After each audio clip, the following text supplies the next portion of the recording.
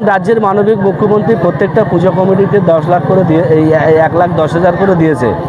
যারা বিভিন্ন অরাজনৈতিক দল তারা বিভিন্নভাবে কোর্টেও গিয়েছে, কিন্তু মানবিক মুখ্যমন্ত্রী চেয়েছে প্রত্যন্ত গ্রাম বাংলায় পুজোগুলো চালানোর জন্য আমাদের কিছু অর্থের প্রয়োজন। সেই কারণে বাঙালির জাতিসত্তাকে অনেক উঁচুতে তুলে ধরার জন্য ইউনেস্কোর মতো একটা বিশ্ব সংস্থা সেখানে এই পুজোর কার্নিভাল সেখানে একটা স্থান পেয়েছে। এটা আমরা মাননীয় মুখ্যমন্ত্রী এবং অভিষেক বন্দ্যোপাধ্যায় এবং প্রিয় নেতা শওকত মোল্লাকে আমরা অভিনন্দন জানাই। হেদিয়া যে নিউ যুবক সংঘের পরিচালনায় কাছারিপাড়া মাননীয় বিধায়ক শওকত মোল্লা তিনি এসে আজকের মহাসপ্তমীর শুভ সন্ধ্যায় তিনি উপস্থিত হয়েছেন। আমরা অভিনন্দন জানাই এই কমিটির পক্ষ থেকে। আমাদের বাবলা প্রশান্ত থেকে শুরু করে গৌতম থেকে শুরু করে আমাদের জাবের শফিকুল সাবির, আমাদের শফিকুল লস্কর থেকে শুরু করে গৌতম থেকে শুরু করে সঞ্জয় কেনাদা থেকে শুরু করে মুকুলদা, আমাদের পঞ্চায়েত মেম্বার সকল নেতৃত্বের উপস্থিতিতে আমরা খুবই আনন্দের সহিত আমরা মাননীয় বিধায়ক সাহেবকে আমরা বরণ করে নিয়েছি এবং আমরা চাই মহাসপ্তমী আজকের গেল, অষ্টমী, নবমী এবং দশমী 3 দিন খুব ভালোভাবে কাটুক এবং এই প্রার্থনা দেবীর কাছে এই প্রার্থনা করি। আশা করি এই পূজা মণ্ডপ গোটা বাংলার যে আমাদের সংস্কৃতি সেই সংস্কৃতি বজায় থাক এবং এই ক্যানিং পূর্বের যে সম্প্রীতির ক্যানিং পূর্ব তার দৃষ্টান্ত শওকত মোল্লা তিনি নজির সৃষ্টি করেছেন এবং 2টো পুজো মণ্ডপ তিনি এসে উপস্থিত হয়েছেন এবং আরও 2টো বাকি আছে সেখানে যেতে পারেননি, বাট যে 2টো উপস্থিত হয়েছেন আমরা খুব আন্তরিকতার সাথে, দেখুন আমাদের অনেক কিছুই কম ছিল কিন্তু তারপরে আমাদের আন্তরিকতার কোনো ত্রুটি ছিল না।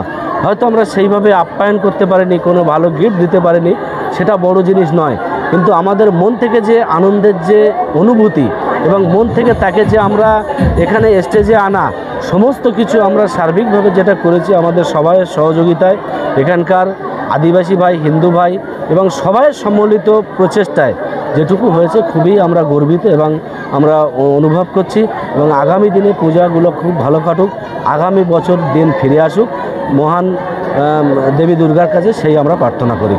রাজ্যের মানবিক মুখ্যমন্ত্রী প্রত্যেকটা পুজো কমিটিতে 10 লাখ করে দিয়ে এই 1,10,000 করে দিয়েছে। যারা বিভিন্ন অরাজনৈতিক দল তারা বিভিন্নভাবে কোর্টেও গিয়েছে, কিন্তু মানবিক মুখ্যমন্ত্রী চেয়েছে প্রত্যন্ত গ্রাম বাংলায় পুজোগুলো চালানোর জন্য আমাদের কিছু অর্থের প্রয়োজন। সেই কারণে বাঙালির জাতিসত্তাকে অনেক উঁচুতে তুলে ধরার জন্য ইউনেস্কোর মতো একটা বিশ্ব সংস্থা সেখানে এই পুজোর কার্নিভাল সেখানে একটা স্থান পেয়েছে।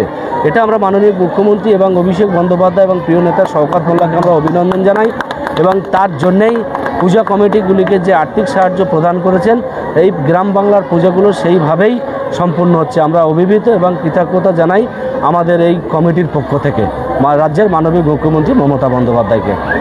এদিয়ায় একদম যে সম্প্রদায় আদিবাসী সম্প্রদায় এবং আপনার নাম বারবার করে বলছিল যে আপনি পাশে দাঁড়িয়েছেন, সহযোগিতা করেছেন, কতটা কী করেছেন এবং কতটা পাশে দাঁড়াবেন।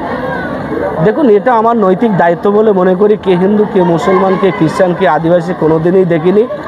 রাজনীতি করি, সবাই ভাই বন্ধুর মতো চলি। আমরা যেরকম জাবেরকেও ভালোবাসি, আমরা মুকুলদাকেও ভালোবাসি, আমাদের ভালোবাসার মধ্যে কোনো পার্থক্য নেই।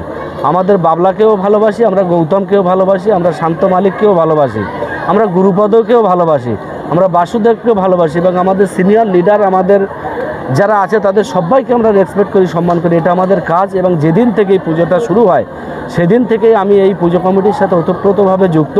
আমি একদম প্রত্যক্ষভাবে না থাকলেও এখানকার সার্বিক সমস্যা কোনো কিছু যাতে সমস্যা না হয় এবং এখানকার আর্থিক দিক পুজো যখন অনুমোদন হয়নি তখন থেকে এই পুজোটা আমরা করে আসছি। এখন তো পুজো অনুমোদন হয়েছে বলে আমাদের কিছুটা হলেও আমরা সেই জায়গায় আমাদের যেতে হয় না, ততটাও আর্থিক সাহায্য করতে হয় না, কিন্তু তারপরে আমরা পূর্ণাঙ্গভাবে এই কমিটির সাথে আছি এবং আগামী দিনেও থাকবো, এটাই আমাদের অঙ্গীকার।